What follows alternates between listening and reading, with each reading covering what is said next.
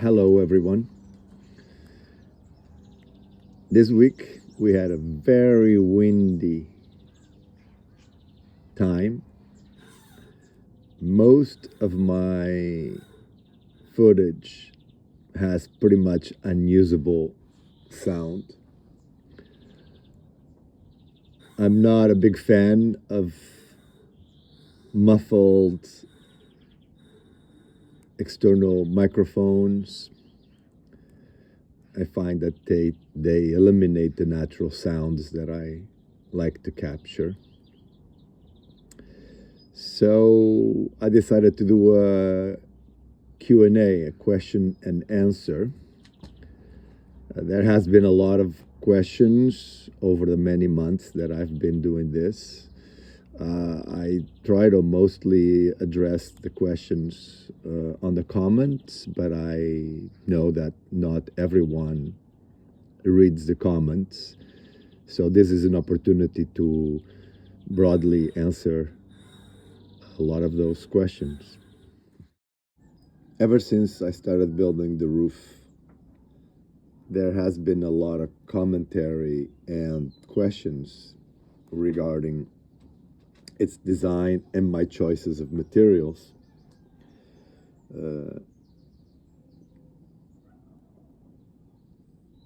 Lots of comments had to do with the weight of the structure.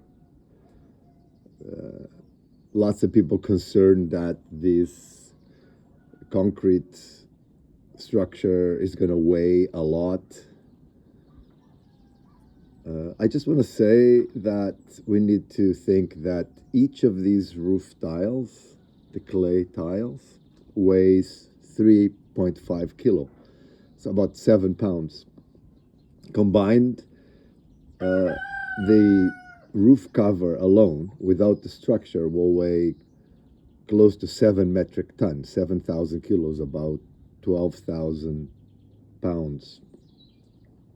So does it really matter what the total weight of the roof is going to be on the walls of the house? Whether it's 7 metric tons or 9 metric tons, 10 metric tons, is an additional 2 metric tons going to make any difference? I'm not sure what wood structure would weigh or what the concrete structure weighs versus a wood structure, but I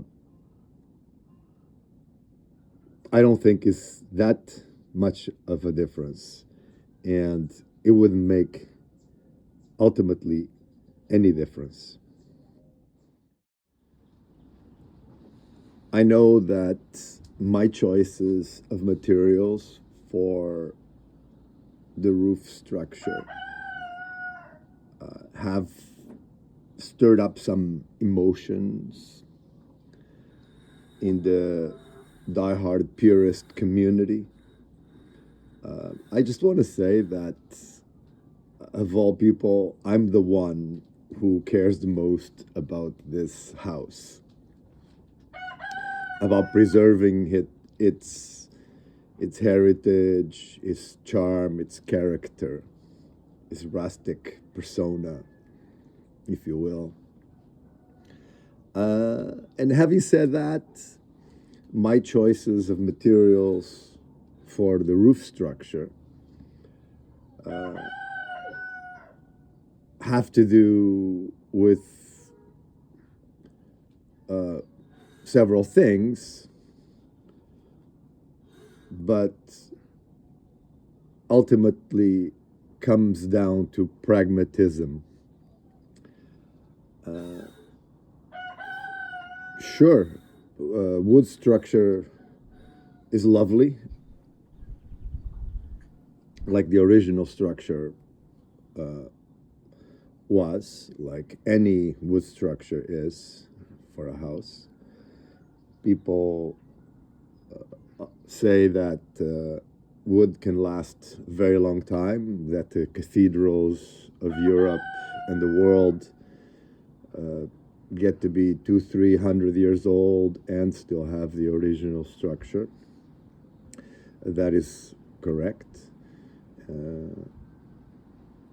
Under ideal conditions, wood can pretty much last forever.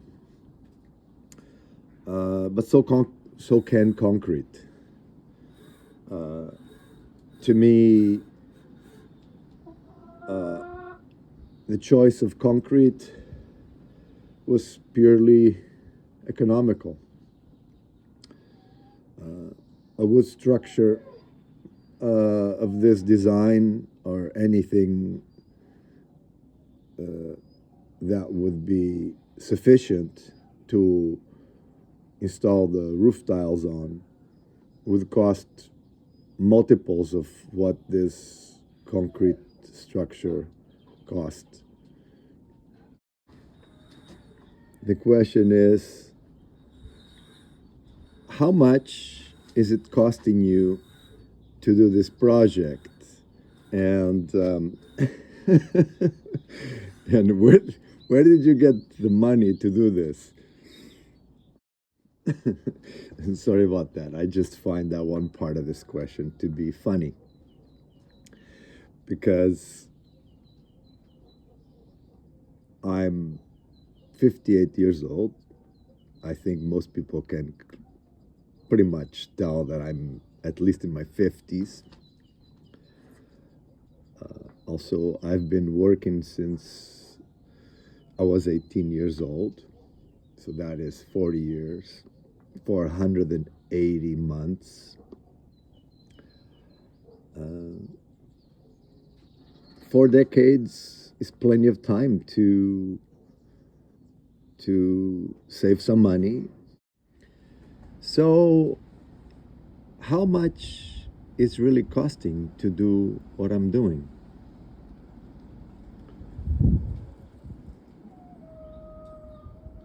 I know that a lot of people are very curious as to what is the cost of building or rebuilding or doing any kind of this work in Portugal.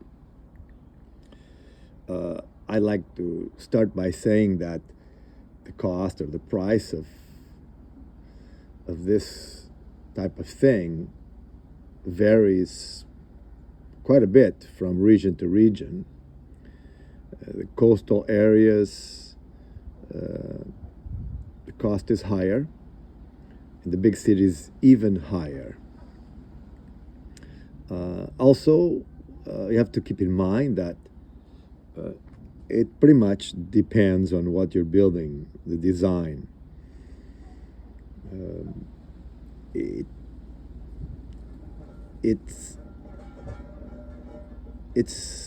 That's the reason why we have a price per square meter, a price per square foot. And here I have to say, you can probably build for as low as 500 euros per square meter, although some people will say that's about impossible. It's not. It really depends on the design and who's building it. If you design a structure that is very simple and you put in a little labor yourself, you can probably do it for 500 euros a square meter, or maybe even less. On the other end, pretty much the sky's the limit. It can cost as much as 10,000 euros per square meter. But what is industry standard is between 1,000 and 2,000 euros per square meter. So you can do the math. This next question is also on a item that seems to stir a lot of emotional reaction. why are you using expandable foam?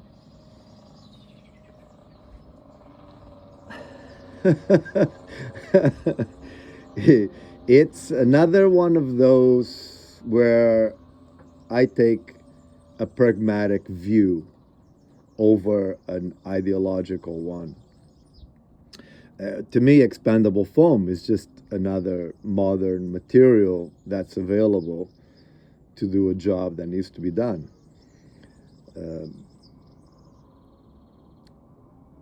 The argument that expandable foam is going to fall apart in a couple of years is wrong. I've used polyurethane expandable foam for the first time around 30 years ago, and I can say that what I used it to glue, and it was something substantial, is still in good shape, is still holding together 30 years later. So it will last. The reason why I use it, and trust me, I'm no fan of plastic. I don't like plastic, but I know that today is just about impossible to live without plastic in our lives. If you drive a modern car, you have to think that by volume, about a quarter to a third of the car is plastic. So, like it or not, we have it. And expandable foam is basically a glue to me. It's like glue. It's like a material that I have to do a job. I'm essentially gluing the beirado tiles, like the first row of tiles that stick over the cornice, with expandable foam because it's fast to do, inexpensive and fast. The alternative, which is the traditional way to do it, is a cement-based mortar, which is slow, requires a lot of washing of the tiles, of the cornice. And today in construction, everybody uses expandable foam because it's fast. It's inexpensive in comparison. So, again, it's just a more efficient way to do a job that needs to be done. The expandable foam will probably last as long as the tiles last. We don't know that for sure. Again, tiles have been around a lot longer, and tiles are known to last 50, 60 years at least. So, yeah, again, just being pragmatic here. The question is, isn't this going to take you very long, especially when you're doing a lot of the work by yourself?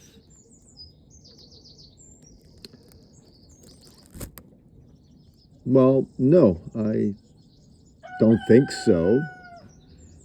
When I decided to do this, I thought that realistically it would take me about 3 years to complete the project.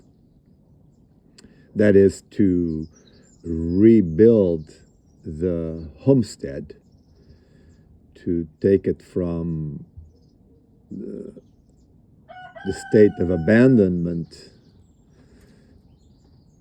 to a functioning homestead once again, that is, with productive gardens with livestock, animals, not just a cat and a dog, a source of food in-house, much like my grandparents had when I was a little child here.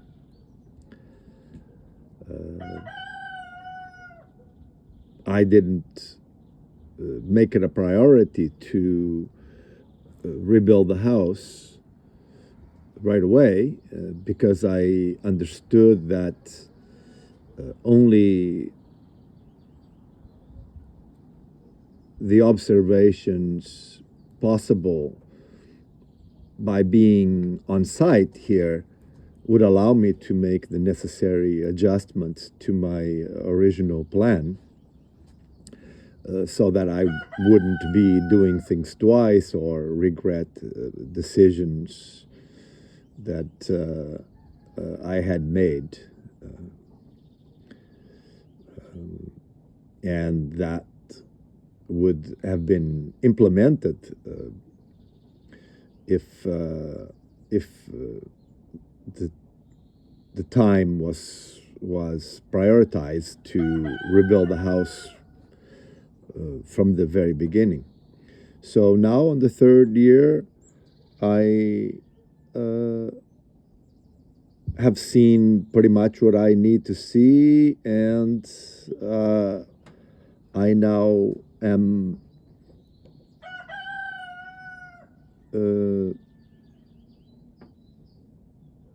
working on the house pretty much the whole time to wrap it up. So yeah, I feel like I'm on schedule, and by the time the house is rebuilt, the homestead is fully functional, and that was the plan. On this one, I would like to first thank everyone who offered suggestions into the various methods, techniques, and equipment available to doing the job, to filling the joints between the wall stones.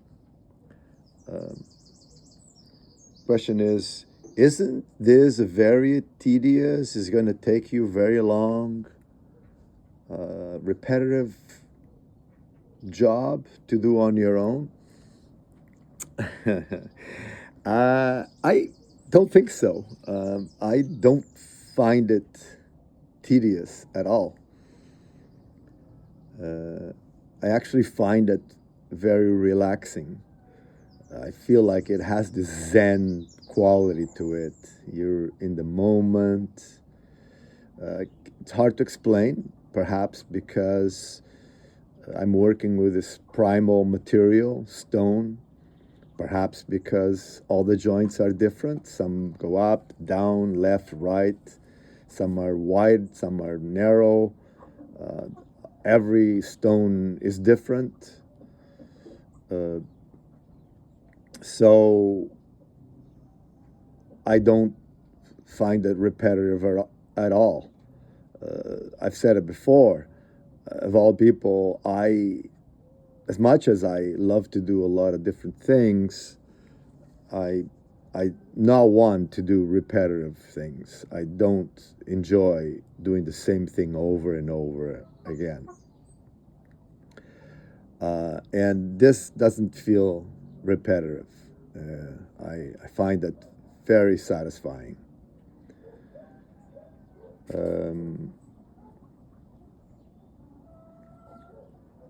I know that, yeah, it's going to take me some time, for sure, but I look forward to it. I know the older walls, the original walls, have a lot more smaller stones in the gaps to fill the gaps. So that's going to be a little more challenging. For now, I've been working on the new walls mostly, and the joints seem to be a little wider, a little maybe faster to fill. But I find this work to be a lot of fun. Every time I complete a section, or now that I've completed this wall, and I look back at it, and I can just stand there for minutes on end, staring at the wall and admiring its beauty. It's I don't know. It's hard to explain, but not at all. I don't find it tedious. The question is, won't those tiles fly away? Are they just sitting? Don't they get fastened, glued, screwed down? No, once again, they weigh 3.5 kilos. They're kind of interlocked. The tile directly above is on top of it. And the tile directly to one side is also on top of it. So two of the sides of the tile have weight on them. So if the roof system is assembled properly, the wind would not be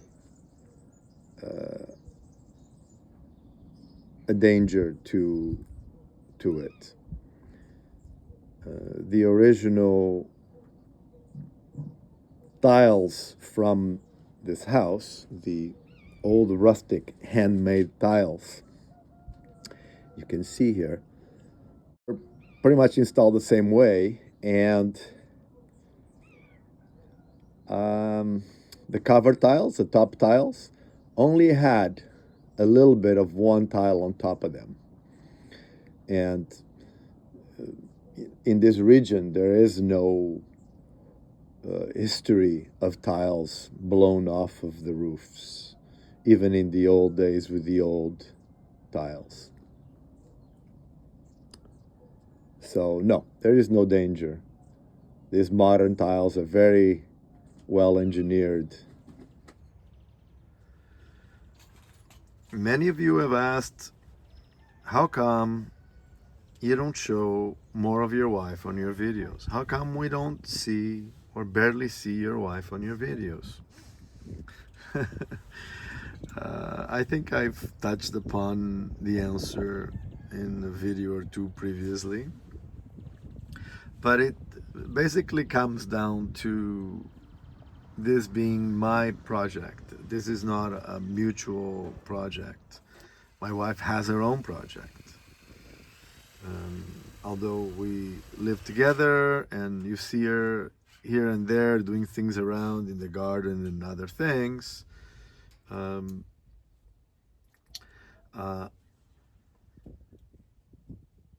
this is the project of someone who's coming home and wants to rebuild the place based on my childhood memories and what I see here, the beauty that I see around me.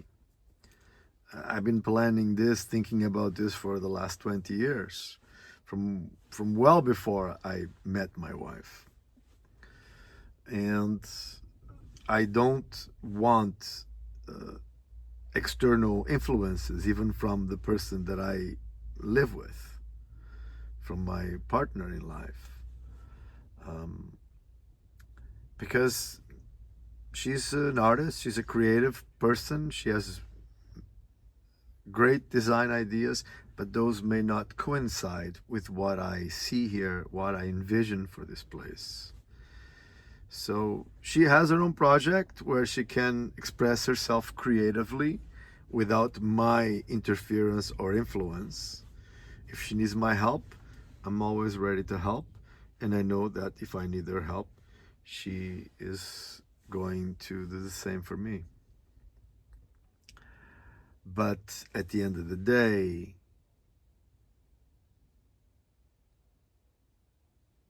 we individually do what we want to do creatively. We have that freedom,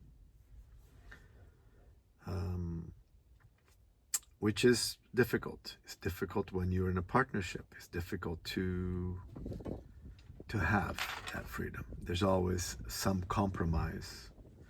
And I really just didn't want that compromise. It was very important for me to be free creatively when it comes to this place, even though we are going to live here together. And I trust that ultimately she's going to agree and like and enjoy my decisions and the solutions that I came up with for the various things that we are going to use going forward.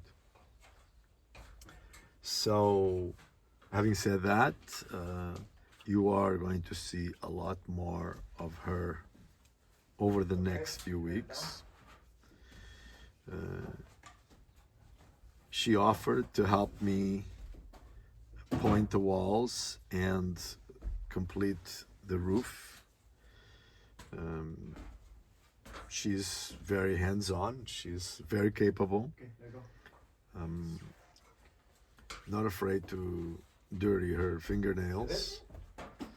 And I do enjoy working with her, alongside of her. So yeah, you will see a lot more of her in the next few weeks. And I hope that this was informative, that maybe answered some of the questions you had, but never asked on the comments. And if you do have some more questions, you feel free to ask it on the comments, and I will try my best to answer that. I'm hoping next week we have a calmer days, calmer weather with less wind, and that I can film and capture those natural sounds and the lovely spring weather, spring season. And with her help, I look forward to completing the roof as soon as possible, the walls at the same time, so I can move back to the interior and having the house completed in this current year. Wish me luck. I'll see you soon.